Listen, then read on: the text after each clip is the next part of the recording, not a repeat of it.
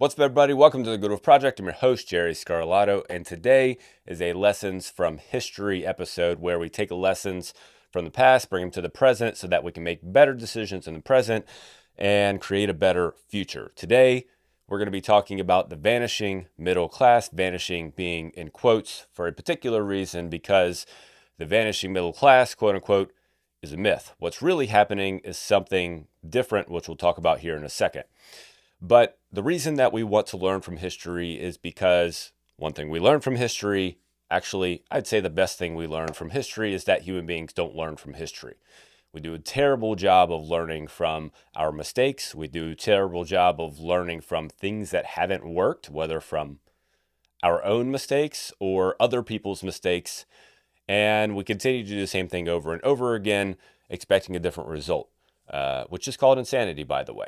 So what we don't want to do is be insane. We want to be rational about our decision making so that we can do something better for ourselves in the future, whether that be literally for ourselves or whether that be for society as a whole. So that's the goal in going through these lessons so that we can learn and we can understand and we can make better choices. Now, of course, we're all human beings. We're all fallible. We will all make mistakes. We will all do things over and over again a couple of times, maybe hoping that it'll do something different or hoping that it'll create a different outcome. But when you see multiple times that something isn't working and yet you still continue to do it or believe it or think it, then that's when we have a problem. So that's where we want to change. Again, it's not that human beings won't mess up. All human beings are fallible. All human beings will screw up. Anybody who tells you otherwise is lying straight to your face. So our goal is to close the gap between how many times it takes us to learn from something or to think differently or to make a different decision so that we can sooner have a better outcome.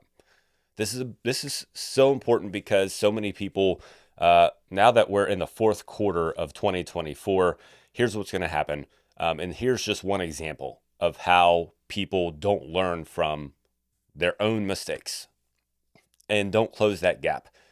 They look at other circumstances or they blame themselves for some dumb reason for being a failure instead of recognizing their habit of behavior. What's happening right now in 90% of humanity, of 90% of people, right now, people are starting to downshift. They're starting to go into just coast mode because the holiday season is coming up. And when the holiday season comes up, yes, things get busier. Yes, things, you got to start buying gifts. You got to start, if you're into putting up decorations, you got to do that. You got to come up with ideas for gifts. Whatever. Like parties happen. All of that is true. All of that happens. But things are busy in the summer. Things are busy in the spring. Things are always busy. There's like maybe a 3 to 4 week period throughout the year where on average you may not be busy. So the excuse is that things are getting busy. And so people start to ramp down their productivity. They ramp down their productivity in their health. They exercise less. They start to eat worse. They ramp down productivity in their work. They start to work less. They start to put less effort into their work. They start to put less effort into a lot of things. So as that happens, when January 1 comes around, of course, everyone wants to create come up with a New Year's resolution. I'm going to do X, Y, Z, or just like, hey, I got to start getting back into the routine. Whatever you tell yourself, like either you're going to start something new or I'm going to get back in. It's time to get back in the routine, whatever that thing is. And that getting back into the routine even takes inertia. Like it takes, not inertia, but it takes extra energy, like just getting back into the routine of things. So you got to put more energy to get back into the routine, which takes 4 to 6 weeks, 6 to 8 weeks, whatever that looks like. And then maybe you finally get back up and running.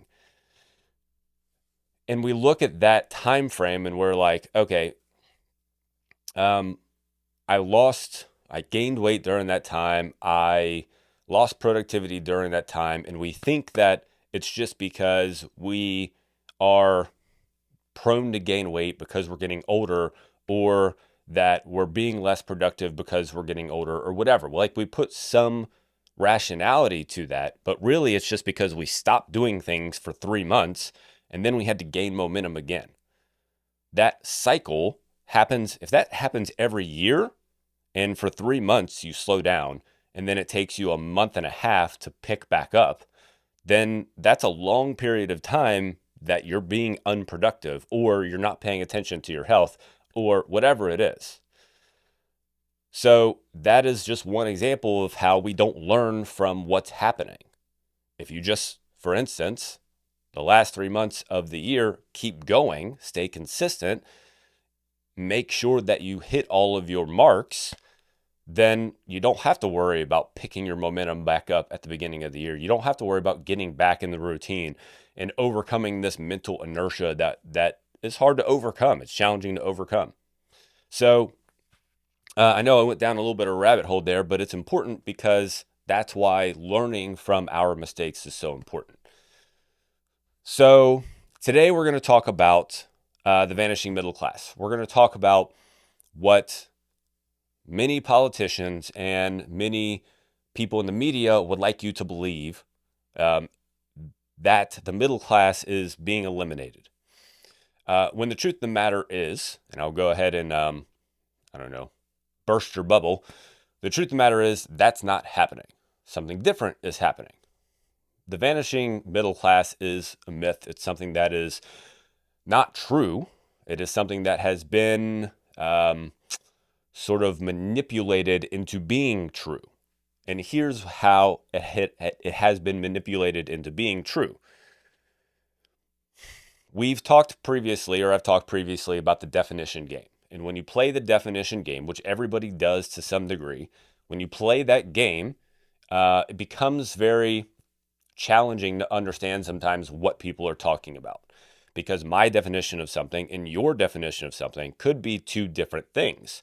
So we could be talking about, say, good moral values, but my definition of good moral values and your definition could be very different. So if we're disagreeing, it's because we disagree in definition.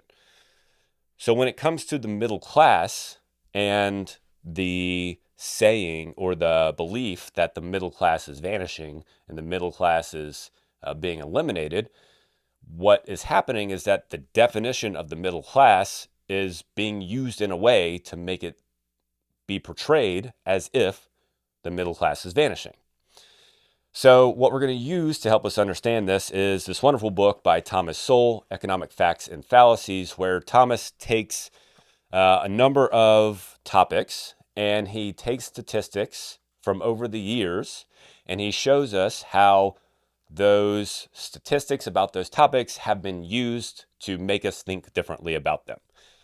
He talks about gender inequality, for instance, and how statistics about that have been used over the years, race inequality, many other things, one of which is income inequality. He talks about income and how, in the facts and fallacies around income that have developed over the years, and how statistics have been used specifically to make us believe something that is happening. And there's a reason why people would want us to believe something. For instance, there's a reason why people would want us to believe that the middle class is vanishing, which we'll get to later on down the road. So if we go back to the idea of the definition game, Thomas helps us understand how the definition of the middle class is being used to manipulate the idea that the middle class is being eliminated. So I'll read from the book. Thomas says, one of the simplest statistical illusions has been created by defining the middle class by some fixed interval of income, such as between 40,000 and 60,000, and then counting how many people are in that interval over the years. If the interval chosen is in the middle of the statistical distribution of incomes, that may be a valid definition, so long as the midpoint in that distribution of incomes does not change. So long as the midpoint in that distribution of incomes does not change. So let's break a couple things down so that you don't get lost. A lot of people maybe didn't take statistics in college or in high school, or if you did take statistics, maybe you did a terrible job of it, or maybe you just thought that it wasn't important. As a matter of fact, statistics should have been probably the one thing you should have paid attention to in college, and definitely something that we should understand more. And this is a great book to help us understand. Thomas does a great job of making things understandable when it comes to statistics and things. But nonetheless, there's a couple things that he says in here. Let's go back. One of the simplest statistical illusions has been created by defining the middle class by some fixed interval of income, such as between 40 and 60,000, and then counting how many people are in that interval over the years. So at some point when we started looking at the middle class and defining the middle class, someone picked a range. And that range was probably what he said, between $40,000 and $60,000 a year. And that was the middle of the income distribution, if you will. That was the middle of it. So if you use that as your middle over years, there becomes a problem. Over the years, as you well know, not all money is created equal. So $40,000 earned 10 years ago is not $40,000 earned today. And $40,000 earned 10 years ago is not $40,000 earned 20 years ago. And 20 years ago is not $40,000 earned 30 years ago, and so on and so forth down the line. So when we use a fixed definition of middle class between $40,000 and $60,000, and that at the time is the midpoint, and we measure that over time, then of course the middle class is going to look to be vanishing if we keep that as the midpoint of the distribution, which is what he says at the end. If the interval chosen is in the middle of the statistical distribution of incomes, that may be a valid definition so long as the midpoint in that distribution of incomes does not change. So if the distribution of incomes stayed the same, in other words, if no one ever got really any richer, if on average things didn't go up, then that midpoint would always be the same, and that would make sense. However, if everything starts to rise, that means that number is suddenly not the middle of that income distribution. It's suddenly that middle is going to be somewhere else. But over the years, that has remained the middle. That $40,000 to $60,000 per year has remained the definition of middle class. So in and of itself, in and of understanding that point, you can see how the middle class will vanish. Because by definition, if they're using $40,000 to $60,000 as the definition of the middle class, as all incomes continue to increase, that number, the people in that number, in that range, will decrease. It's just what will happen. So, what's really happening? Why is it that the middle class is not actually vanishing? I already gave a little bit of an explanation of what that looks like, but I want to say it through Thomas's words. So Thomas says, one of the complications of making income comparisons over time, especially time as long as a generation, is that inflation can move people into higher income brackets without their actual purchasing power or standard of living rising. To avoid that problem, real income, which is money income adjusted for inflation, can be compared. So instead of using, say, literally what he states as money income, literally the money that you are receiving. So if 10 years ago you were earning $40,000 and today you're earning $55,000, that's your money income. That is literally the money that is being given to you. Instead, to understand the definition of the middle class and whether or not the middle class is shrinking, growing, or otherwise, we should use real income. Real income is your income adjusted for inflation. So your $55,000 a year today as compared to 10 years ago adjusted for inflation. What does that look like? How much has inflation gone up over the course of 10 years? And what is the comparable spending power of those things? So when we use that metric, we see a different outcome than what is being said. Again, what is being said is that the middle class is vanishing. The middle class is being wiped out. But what we see is something different. Thomas says, as of 2007, for example, just over half, 50.3% of all American households had incomes of $50,000 and up. Back in 1967, on the other hand, just over one third, 33.7%, had incomes with that same purchasing power. So right there, you're seeing a difference of 17% increase of purchasing power income, but in a 40-year time frame. So in 4 decades, 17% of people are better off. There's a 17% increase of people who have a better purchasing power. He continues, moreover, in 1967, most of that third, 20.6% of all households, had incomes equivalent to from $50,000 to $75,000 in real purchasing power in 2007 dollars.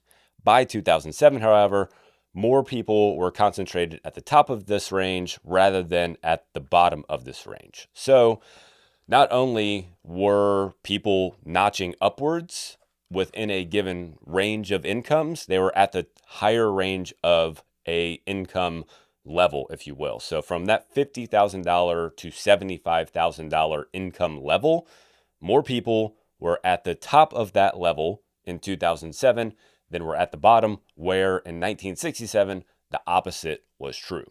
So while the people were in that distribution, $50,000 to $75,000, more people were at the top of the distribution.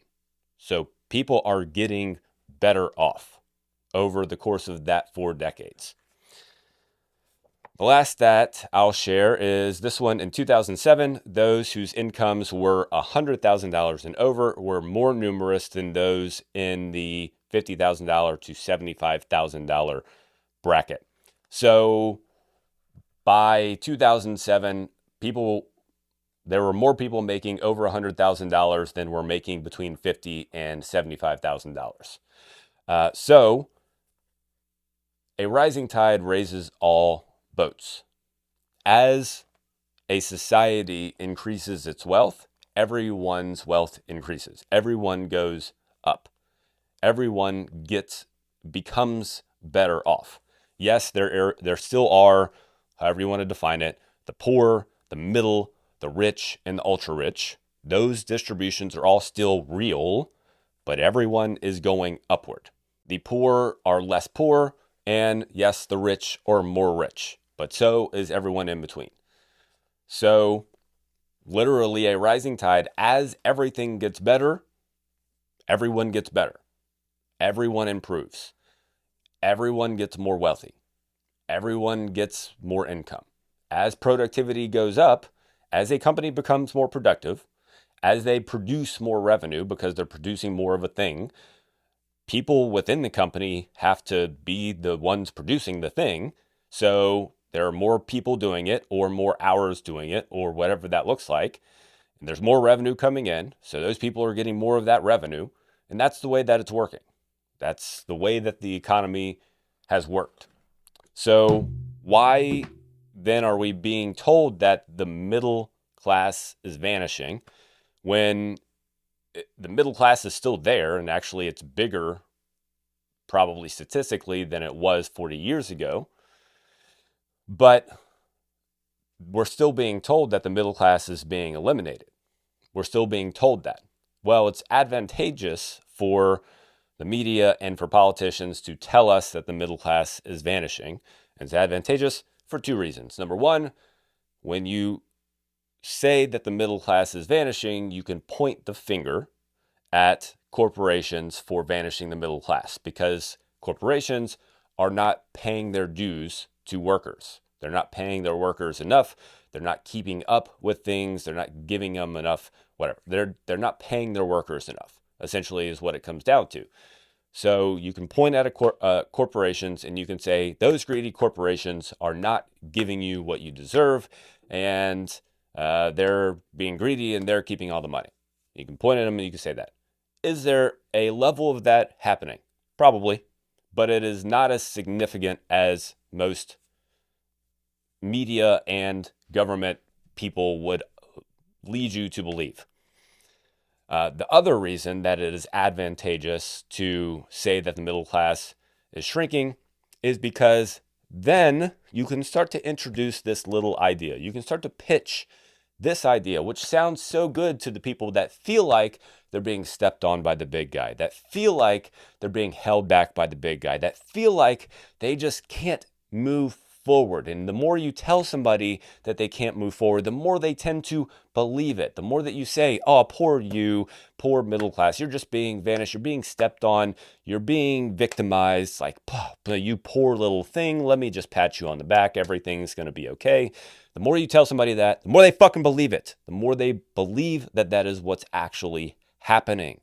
So it is advantageous to continue to say those kinds of things, because then you can throw this pitch out here. You know what? How about we just take care of you? How about we just eliminate this whole system we have? How about we just throw it out the window? How about, as the New Yorker recently suggested, we scrap the Constitution and we start over? And we do this other thing called socialism, which has already been proven over and over and over and over and over again to not work, which I have done a recent lessons from history on socialism. You can go back and listen to that one.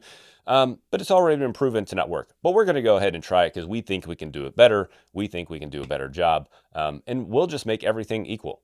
We're going to make it all equal. We're going to make sure everyone gets their fair share. And that's the way that we're going to make it. So the more often you say, the middle class is vanishing, it's this person's fault, let us take care of it, the more you can throw that out there. And the more people will start to believe it. Because again, if you say something, there was a very brilliant person, not morally so, but a very brilliant person that once said, if you say a lie big enough, loud enough, long enough, you can control a society. That person was Adolf Hitler, and he did that very well. By the way, he did that very well. Controlled a society by saying many lies, big, loud, and long enough. And that's what is happening right now. This is just one example of how we're being told some statistics, some things that are not true, so that we can be pitched this other idea, so that we can continue to move in this socialist direction, which we've been moving in that direction the past 100 years, thanks to FDR and the like. But nonetheless, that's why it's so advantageous for the media and the government to continue to say this. If the goal of the government is to get ultimate control, why would they not blame everybody else for the problems instead of what's really happening? So what's the problem? What's, instead of the middle class shrinking, what's really happening? Well, it's not that incomes are shrinking. The middle class is fine. That's not the problem. What we have is a spending problem. I'll say a spending and creating problem. And this is on two fronts. One front is the individual, and the other front, of course, is the government. So on an individual front, we have a spending problem. We like to buy things. We like to have things. We like to spend money on things. And because of that, we find ourselves in a position where you've heard, again, all the statistics that they continue to say, which some of them, of course, are true, but credit card debt is at its highest level ever. And, people don't have more than $1,000 in their bank account, whatever the numbers are, which have a level of truth to them. So if the income is there, we're spending too much damn money as individuals because we want bigger things, we want newer things, we want fancier things, we want more things that we don't currently have the income to have. Just because they're available does not mean that you should buy them.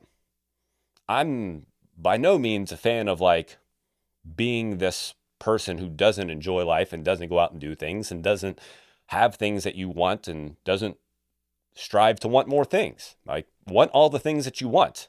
But if it doesn't fit within this margin that it is your income, then it doesn't make sense to have. So that's one problem, is that while the income is there for the middle class, the profit is not there because we're spending all our damn money.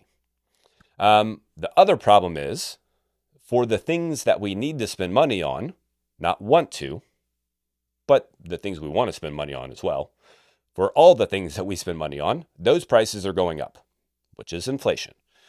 And that is caused by government overspending and creation of money. That's not only what it's caused by, but in this case, that's what's happening. Over the last 3 or 4 years, the government has both spent and created in abundance, an absolutely abundance of money. And when that happens, when you pump money into a system, it's not like, hey, everything's just going to equal itself out. No, what happens is now people have more money and companies have more money. So therefore, people want more things, companies want more things.